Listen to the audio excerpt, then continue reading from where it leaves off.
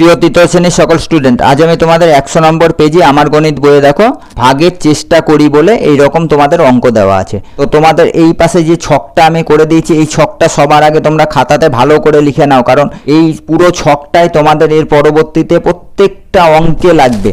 তো ভাগ করার নিয়ম কি হচ্ছে, এই পাশে দেখবে এই রকম করে দুদিকে দুটো দাগ দেওয়া থাকে বাঁকা বাঁকা, তার মধ্যেখানে একটা সংখ্যা থাকে আর তার বাম পাশে একটা সংখ্যা থাকে। এই বাম পাশের সংখ্যাটা দিয়ে এই মধ্যেকার সংখ্যাটাকে ভাগ করতে হয়। এই পাশে একটা দেখবা সংখ্যা থাকে, সেটা হয় ভাগফল, আর নিচে এইটা থেকে যেটা বাদ দেওয়া পড়ে থাকে সেটাকে বলে ভাগশেষ। তাহলে কোনটাকে কি বলে দেখো, এই চারটে জায়গায় বসে। একটা হচ্ছে কি এই 1 নম্বরে বসে, আর একটা হচ্ছে কি এই 2 নম্বরে বসে, একটা এই 3 নম্বরে বসে, আর একটা এই 4 নম্বরে বসে।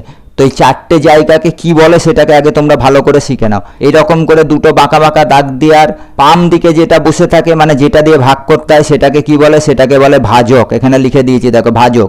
আর যেটাকে ভাগ করতে হয়, মানে যেটা ভাগ হচ্ছে, সেটাকে বলে ভাজ্য, মানে মধ্যে যে সংখ্যাটা বসে থাকে সেটাকে বলে ভাজ্য।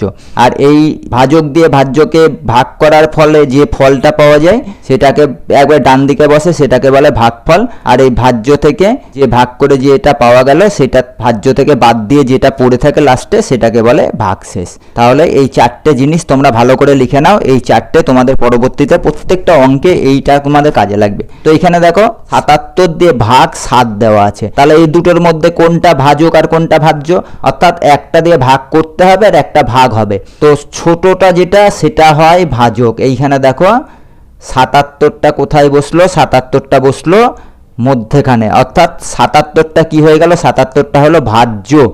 আর এই 7টা কোন দিকে বসলো দেখো, বাঁকা দাগের বাম দিকে, অর্থাৎ এই 7টা হলো কি ভাজক। এই 7টা ভাজক, এই 77টা ভাজ্য। এবার এই 7 দিয়ে 77কে ভাগ করে যে ফলটা পাবো সেটা হবে ভাগফল। আর নিচে যদি কিছু এখান থেকে বাদ দিয়ে পড়ে থাকে তাহলে সেটা হবে ভাগশেষ। তো তোমাদের ভাগ কিভাবে করতে হয়, প্রথমে দেখো এটা কটা সংখ্যা, এটা দেখো একটা সংখ্যা, 7 একটা সংখ্যা। আর এখানে কটা সংখ্যা আছে, দুটো সংখ্যা আছে। তো দুটো সংখ্যা আমরা ধরবো না, এখান থেকে যেহেতু একটা, আমরা তাহলে প্রথমে একটা সংখ্যা ধরবো। এখানেও 7, এখানেও তা 7। তাহলে 7-এর ঘরের নামটা কতবার পড়লে 7 হয় সেটা আগে তোমাদেরকে জানতে হবে। 7-এর ঘরের নামটা দেখো একবার পড়লে 7 হয়, তাহলে যতবার পড়লে এই সংখ্যাটা হবে এইখানে সেই সংখ্যাটা বসাবে। অর্থাৎ 7-এর ঘরের নামটা একবার পড়ে কত হচ্ছে, 7। এই 7-এর নিচে আমরা 7 বসালাম। এবার এই ওপর থেকে নিচেরটা বাদ দিতে হবে। তাহলে 7 থেকে 7 বাদ দিলে কি হয়, 0। আমরা বাম দিকে 0 বসাবো না, অর্থাৎ এইটা মিলে গেল। এবার পাশে দেখো কি আছে, 7 আছে।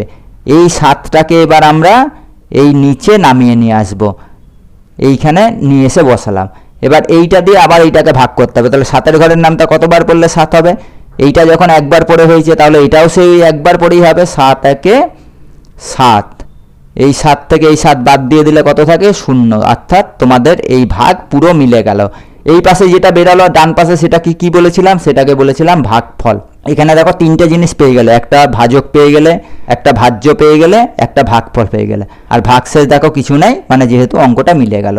এইখানে সমান সমান দিয়ে তাহলে তোমাদের কত বসাতে হবে, যেটা ভাগফল পেলে, ভাগফল কত পেলে, ভাগফল পেলে 11, সেটাই এখানে বসাতে হবে। এবার 2-এর অঙ্কটা কি বলেছে, এখানে দেখো 80 ভাগ 8 দেওয়া আছে।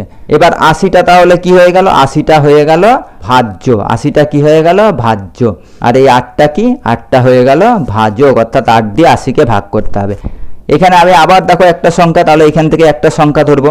8-এর ঘরের নামটা কতবার পড়লে 8 হবে, 8 একে 8। এবার 8 থেকে 8 বাদ দিয়ে দাও, কত পড়ে থাকে, 0। আমরা বাম দিকে 0 বসাবো না। এবার দেখো 8-এর পরে এইখানে কি নেমেছিল, 8-এর পরে একটা 7 ছিল, এই 7টা সোজাসুজি নিচে নেমেছিল। এখানে দেখো কোনো সংখ্যা আছে, কোনো সংখ্যা নাই, এখানে 0 পড়ে আছে।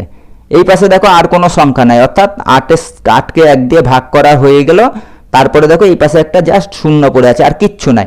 এই রকম যখন পেয়ে যাবে তখন এই পাশের এই 0টাকে নিচে না নামিয়ে নিয়ে এসে এই পাশে এই ভাগফলের যেটা বেরিয়েছে তার পাশে সোজাসুজি নিয়ে এসে বসিয়ে দেবে। অর্থাৎ এইখানে কত হয়ে গেল, এখানে হয়ে গেল 10। কেন, 8কে 1 দিয়ে ভাগ করলে 8 হলো, এখানে কি হয়ে গেল 0। 8 থেকে 8 বাদ দিলে 0। এই পাশে যেহেতু আর কোনো সংখ্যা নাই, 0 পড়ে আছে, তাই 8 দিয়ে এই 0টাকে ভাগ যাবে না। ভাগ যখন যাবে না, তাই এই 0টাকে এখানে নিয়ে এসে বসিয়ে দিলাম। এইটার তাহলে ভাগফল কত বেরোলো, 8 দিয়ে 80কে ভাগ করে ভাগফল কত বেরোলো, 10। এই সমান সমানের পাশে আমরা বসিয়ে দিলাম 10। এই দুটো অঙ্ক করে দিলাম। এই দুটো অঙ্ক কারোর কোনো রকম সমস্যা হলো? যদি সমস্যা হয় তাহলে আমাকে আবার কমেন্ট করে জানাবে। তোমরা কেউ কমেন্ট করছো না, তোমাদের সমস্যার কথা জানাচ্ছ না। আর আরেকটা কথা, তান্নি স্টাডি পয়েন্ট চ্যানেলে এখন থেকে তোমরা দ্বিতীয় টার্মে যে সমস্ত পরীক্ষার অঙ্কগুলো আসবে তোমাদের পরীক্ষায়, সেগুলোই তোমাদেরকে করে দেওয়া হচ্ছে। সেই কারণে এখন থেকে তান্নি স্টাডি পয়েন্ট চ্যানেলের কোনো ভিডিও তোমরা স্কিপ করবে না, প্রত্যেকটা ভিডিও এবারে পুরো দেখবে আর চ্যানেলটাকে সবার আগে সাবস্ক্রাইব করে নিবে। তো এবার দুটো অঙ্ক হয়ে গেল। এখন আরো কটা পড়ে আছে? আরো পড়ে আছে দেখো 3, 4, 5। এই তিনটে অঙ্ক এবার আমি তোমাদেরকে করে দিচ্ছি। এই 3-এর অঙ্কটা দেখো, আবার দেখো 99/9 দিয়েছে, দিয়ে সমান সমান, মানে এইখানে কি বসবে? এখানে হচ্ছে কি ভাগফলটা বসবে। তো এদের মধ্যে ভাজ্য কোনটা? ভাজ্য হচ্ছে কি এই 99টা, মানে যেটাকে ভাগ করতে হবে, আর যেটা দিয়ে ভাগ করবে সেটা হয়ে যায় ভাজক। এখানে আবার দেখো একই জিনিস, এখানে একটা সংখ্যা আছে, তাহলে আমরা কটা সংখ্যা ধরবো? একটা। তাহলে 9-এর ঘরের নামটা কতবার পড়লে 9 হবে? একবার পড়লে 9 হবে। এবার এই 9 থেকে 9 বাদ দিলে কত থাকে? 0। বাম দিকে আমরা 0 বসাবো না। এবার এই পাশের যে 9টা পড়ে আছে সেটা আমরা কি করব? এইখানে নামিয়ে নিয়ে আসব, এই নিচে। এবার 9 আর 9 দেখো একই আছে, তাহলে 9-এর ঘরের নামটা কতবার পড়লে 9 হবে? একবার পড়লে 9 হবে। এখানে দেখো 9 থেকে 9 বাদ দিয়ে দিলাম, কাটাকাটি হয়ে গেল, মানে আর কিছু নাই, মানে 0। 0 মানে এখানেও ভাগশেষ কিছু নাই, তাহলে ভাগফল এখানে পেয়ে গেছি। ভাগফল কত পেয়েছি? 11। ওই 11টা এই পাশে বসিয়ে দেবো। এই 11টাই তোমাদের কি? এটাই তোমাদের অ্যান্সার। এবার দেখো আবার সেই ওই 0 দিয়ে অঙ্ক রয়েছে, তো 5 দিয়ে আমরা কি করব? 5 দিয়ে এই 50টাকে ভাগ করব। এখানে একটা সংখ্যা, এখানেও একটা সংখ্যা ধরবো, এখানেও 5, এখানেও 5, তাহলে 5-এর ঘরের নামটা কতবার পড়লে 5 হবে? একবার। 5 একে 5। এখানে 5-এ 5-এ মিলে গেল 0, বাম পাশে আমরা 0 দেবো না। এই 0টা কোথায় যাবে? কারণ এই পাশে দেখো এইটা মিলে গিয়েছে, এই পাশে শুধু 0 পড়ে আছে, এই পাশে আর কোনো সংখ্যা নাই। তো এই 0টা কি করব? এই 0টা আমরা আবার এই পাশে নিয়ে গিয়ে যে ভাগফল যেখানে বেরিয়েছে সেই পাশে আমরা যোগ করে দেব। অর্থাৎ 50কে 5 দিয়ে আমরা যদি ভাগ করি, ভাগফল কত বেরোবে? বেরোবে 10। তোমাদের যে 2-এর অঙ্কটা যেভাবে হয়েছে, এই 4-এর অঙ্কটাও সেম একই জিনিস। এইখানে অ্যান্সার বেরিয়ে গেল তোমাদের 10, অর্থাৎ 5 দিয়ে 50কে ভাগ করলে ভাগফল কত বেরিয়ে গেল?